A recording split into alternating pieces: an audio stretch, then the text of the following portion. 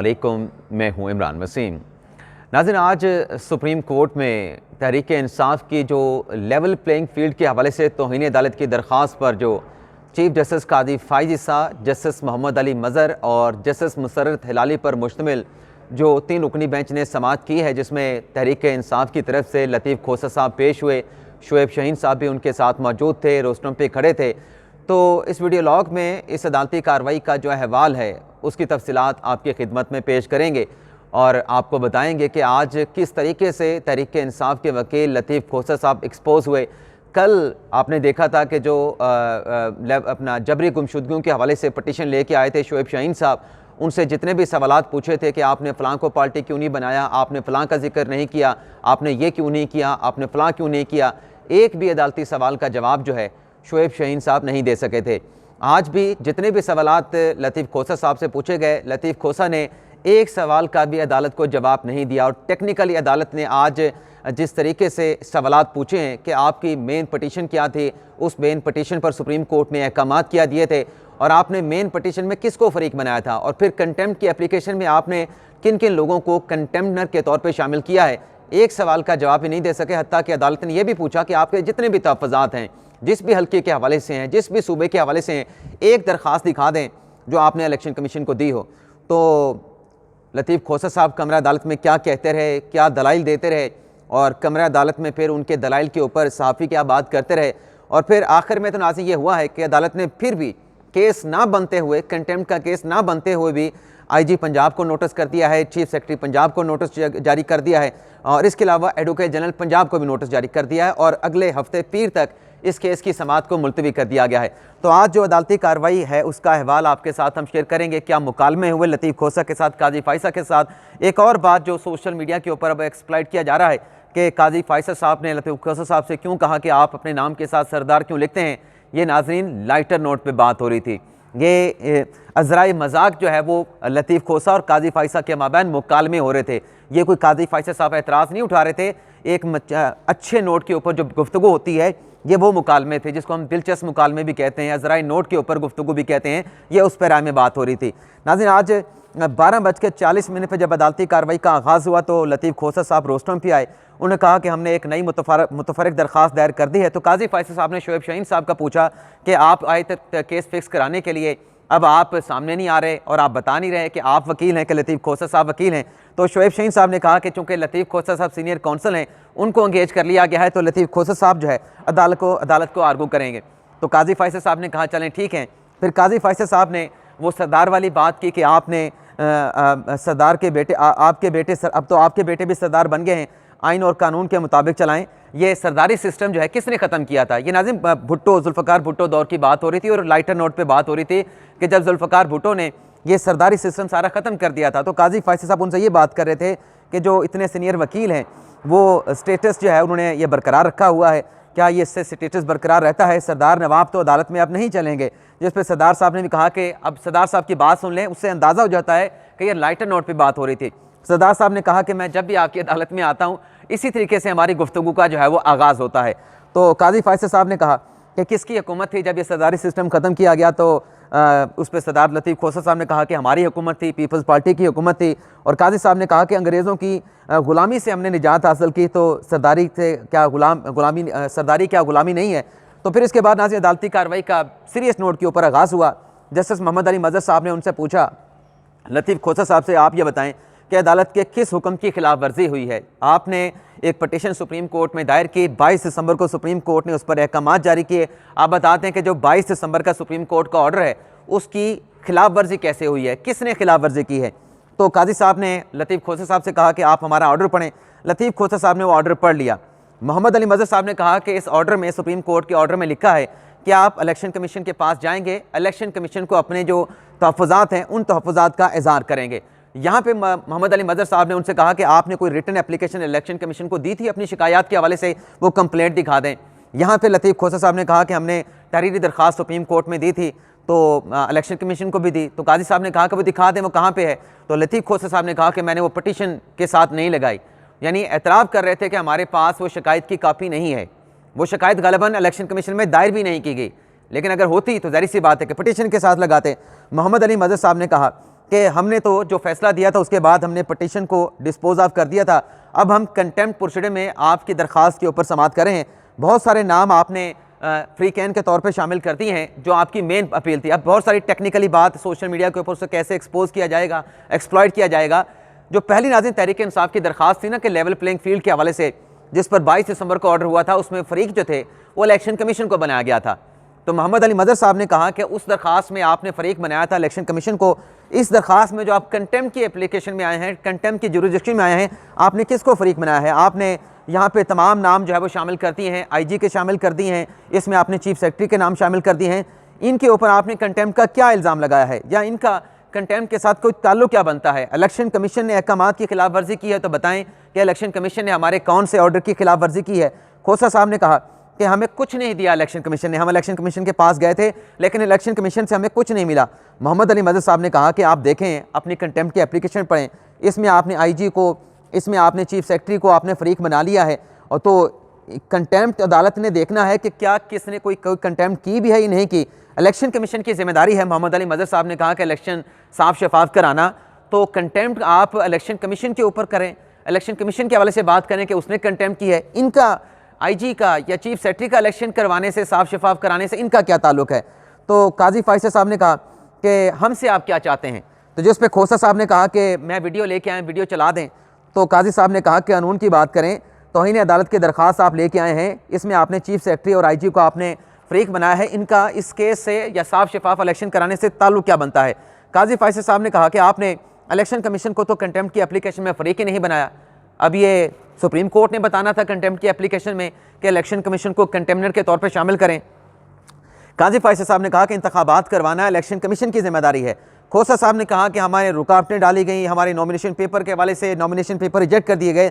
काजी फाइज़ साहब ने कहा कि पहले सवाल सुन लें, सवाल सुनने के बाद सवाल का जवाब दे दीजिएगा। आप आए हैं आइन के आर्टिकल 204 के तहत एक कंटेम्प्ट की एप्लीकेशन लेके, इसमें कंटेम्प्ट IG जो पुलिस हैं या जो चीफ सेक्रेटरीज हैं उनकी कंटेम्प्ट कैसे बनती है? और फिर काजी फाइज़ साहब ने उन्हें पेशकश की कि चलें ठीक है, आपकी दरख्वास्त के ऊपर बताएं कि हम IG को भी कंटेम्प्ट का नोटिस कर देते हैं, चीफ सेक्रेटरी को भी नोटिस कर देते हैं, क्या होगा?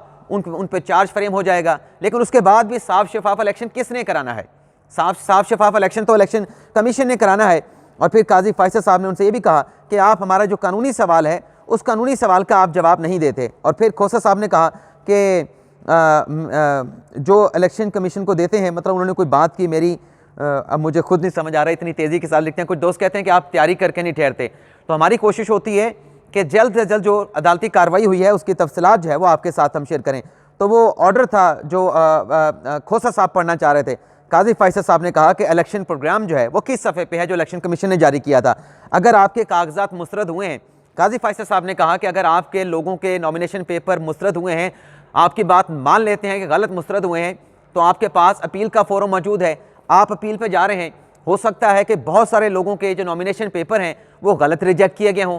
एपलेट फोरम पे हाई कोर्ट के जजेस बैठे हैं, वो आपके लोगों के नॉमिनेशन पेपर एक्सेप्ट कर लेंगे।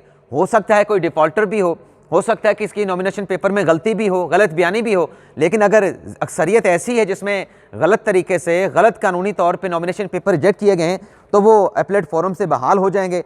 मोहम्मद अली मदद साहब ने कहा, उनसे ये सवाल पूछा कि आपके लोगों के कितने नॉमिनेशन पेपर एक्सेप्ट हुए हैं, तो खोसा साहब आए बाएँ शाएँ करते रहे। यानी पटिशन में मोहम्मद अली मदद साहब ने कहा कि आपने जो इजाफी एप्लीकेशन एडिशनल सी में दायर की है उसमें आपने कहा है कि 668 लोगों के आपके नॉमिनेशन पेपर रिजेक्ट हुए हैं, लेकिन आपने पटिशन में लिखा है कि आपके पास जो सोर्स है कि 668 लोगों के जो नॉमिनेशन पेपर रिजेक्ट हुए हैं वो आपने सोशल मीडिया से फिगर लिया है। तो इसका मतलब है कि आपको भी कन्फर्म नहीं है कि आपके कितने लोगों के नॉमिनेशन पेपर रिजेक्ट हुए हैं। वैसे नाज़रीन, बाय द वे जो चेयरमैन PTI हैं बैरिस्टर गौर साहब, वो जियो न्यूज़ के प्रोग्राम कैपिटल टॉक में मौजूद थे। वहाँ पे बैरिस्टर गौर साहब ने 380 या 81 का फिगर दिया था कि हमारे 381 लोगों के जो है वो नॉमिनेशन पेपर रिजेक्ट हुए हैं। लेकिन आज जब अदालत ने पूछा कि कितनों के एक्सेप्ट हुए हैं, ये तैयारी का आप अंदाज़ा कर लें कि लतीफ़ खोसा साहब कोई नहीं जवाब दे सके। कितने लोगों के मुस्तरद हुए हैं, कोई अथेंटिक बात नहीं कर सके, वही सोशल मीडिया वाली बात कर रहे थे। तो इस पर मोहम्मद अली मदद साहब ने कहा, आपने अपनी दरख्वास्त में लिखा है कि मेजर आपके कैंडिडेट्स के जो है वो नॉमिनेशन पेपर रिजेक्ट कर दिए गए। ये मेजर कौन है? फैमिली का नाम लिखें, या कोई मेजर फौजी है जिसके नॉमिनेशन पेपर रिजेक्ट किए गए हैं। तो इस पर कमरा अदालत में लतीफ़ खोसा साहब की इस बात के ऊपर जो है वो साफियों में जो है वो मतलब एक बात होती रही लाइटर नोट पे कि देखें लतीफ़ खोसा साहब भी तैयारी करके नहीं आए। फिर काजी फायद साहब ने उनसे पूछा कि उनसे वही बात की कि जिनके मुस्तरद हुए हैं आप अपील कर दें, क्या हम इलेक्शन कमीशन का काम कर सकते हैं, जिस पर खोसा साहब ने कहा कि एक सियासी जमात के नॉमिनेशन पेपर रिजेक्ट कर दिए गए। तो काजी फायद साहब ने कहा कि आप कोर्ट ऑफ लॉ में ठहरे हैं, कानून की बात करें, अगर आपने मीडिया के साथ बात करनी है तो मीडिया बैठा है, मीडिया के साथ जाके बात कर लें, लेकिन यहाँ पे कानून की बात होगी, कानून का सवाल होगा, कानूनी आपने उसका जवाब देना है। हर हाई कोर्ट के ट्रिब्यूनल पड़े हैं, अपीलेट ट्रिब्यूनल बन चुके हैं, आप वहाँ पे जाएं। तो खोसा साहब ने कहा कि हमें ऑर्डर रिटर्निंग अफसरान नहीं दे रहे, तो इसका भी काजी फायद साहब ने कहा कि अगर आपको रिटर्निंग ऑफिसर ऑर्डर नहीं दे रहा तो आप अपनी पटिशन में लिखें, जो आपने अपील दायर करनी है रिटर्निंग ऑफिसर के फैसले के खिलाफ अपनी पटिशन में लिखें कि रिटर्निंग ऑफिसर आपको ऑर्डर नहीं दे रहा। आपके पास तमाम रेवेन्यूज मौजूद है, फिर भी आप शोर शराबा कर रहे हैं, आप कानून की बात नहीं कर रहे, आप कमरा अदालत में सियासी बात कर रहे हैं। तो इसके बाद नाज़रीन फिर काजी साहब ने वही पूछा कि आपकी बात अगर मान भी लें तो कंटेम्प्ट करने से क्या होगा, चीफ सेक्रेटरी को बुला लेंगे, आईजी को बुला लेंगे, लेकिन इलेक्शन किसने कराना है, इलेक्शन तो इलेक्शन कमीशन ने कराना है। तो फिर उसके बाद नाज़रीन काजी फायद साहब ने उनसे कहा कि मीडिया की सुर्खी बनानी है तो बेशक बनाएं, लेकिन इलेक्शन साफ शफाफ जिसने करवाना है वो इलेक्शन कमीशन है। अगर आपके तहफ़्फ़ुज़ात हैं तो आपके पास फोरम मौजूद है। हर दिन ऐसी चीज़ें जो है वो से टाकरा पड़ता है जैसे कोई इलेक्शन नहीं चाहते। आईजी को नोटिस कर दिया तो क्या मसले का हल हो जाएगा। फिर काजी फायद साहब ने उनसे ये भी कहा कि इस अदालत को अखाड़ा ना बनाएं। और फिर काजी फायद साहब ने कहा कि ट्रिब्यूनल जो भी फैसला करेंगे, चलें आपको अगर ये भी है कि ट्रिब्यूनल से आपको रिलीफ नहीं मिला तो आप सुप्रीम कोर्ट में भी आ सकते हैं। आखिरी अदालत यही सुप्रीम कोर्ट होगी जो नॉमिनेशन पेपर का फैसला करेगी। खोसा साहब ने कहा कि 55 साल मुझे हो गए हैं, मुझे भी थोड़ा सा सुन लें। मोहम्मद अली मदद साहब ने कहा कि क्या इलेक्शन कमीशन ने आपको सुना। इलेक्शन कमीशन के डीजी ने कहा कि बिल्कुल ये हमारे पास आए थे 22 दिसंबर के सुप्रीम कोर्ट के ऑर्डर के बाद हमने इनको सुना था। काजी फायद साहब ने कहा कि नॉमिनेशन पेपर की रिजेक्शन के खिलाफ अपील दायर करने की आखिरी तारीख क्या है। तो डीजी इलेक्शन कमीशन ने कहा कि आज आखिरी तारीख है और 10 जनवरी तक अपीलेट ट्रिब्यूनल ने उन मुस्तरद किए गए कागजात के ऊपर जो अपीलें दायर हुई हैं उस पर अपीलेट ट्रिब्यूनल ने फैसला करना है। तो काजी साहब ने लतीफ़ खोसा से कहा कि आप अपना जो अपील का राइट है उसको क्यों आप एक्सरसाइज नहीं करना चाहते, उसको क्यों आप स्पॉइल कर रहे हैं। काजी फायद साहब ने कहा कि हम भी यही चाहते हैं जो आप कह रहे हैं कि स्मूथ इलेक्शन होने चाहिए, साफ शफाफ इलेक्शन होने चाहिए। काजी फायद साहब के इस बात के बाद खोसा साहब ने एक लेटर पढ़ा। काजी फायद साहब ने कहा कि लेटर आप पढ़ें। तो फिर काजी फायद साहब ने कहा कि ये लेटर जो है आप 24 दिसंबर का पढ़ रहे हैं, ये 24 दिसंबर का लेटर है।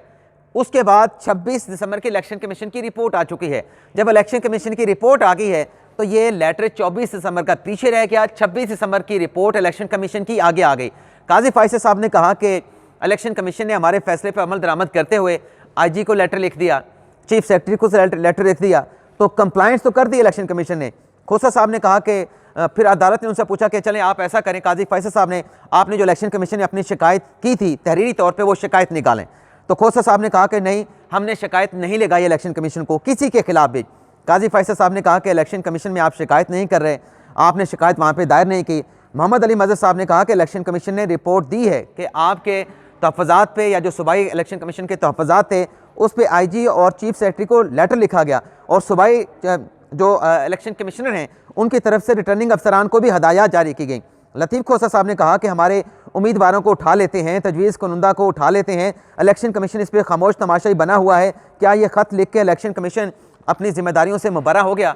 अब इल्ज़ाम किस पे डाल रहे हैं, अब आप आर्गूमेंट देखें कि पटिशन में क्या लिखते हैं, अदालत में क्या बात करते हैं। इल्ज़ाम लगा रहे हैं इलेक्शन कमीशन पे कि इलेक्शन कमीशन खामोश तमाशाई बना हुआ है, वो मुबर्रा कैसे हो सकता है, इलेक्शन कमीशन को एक्शन लेना चाहिए।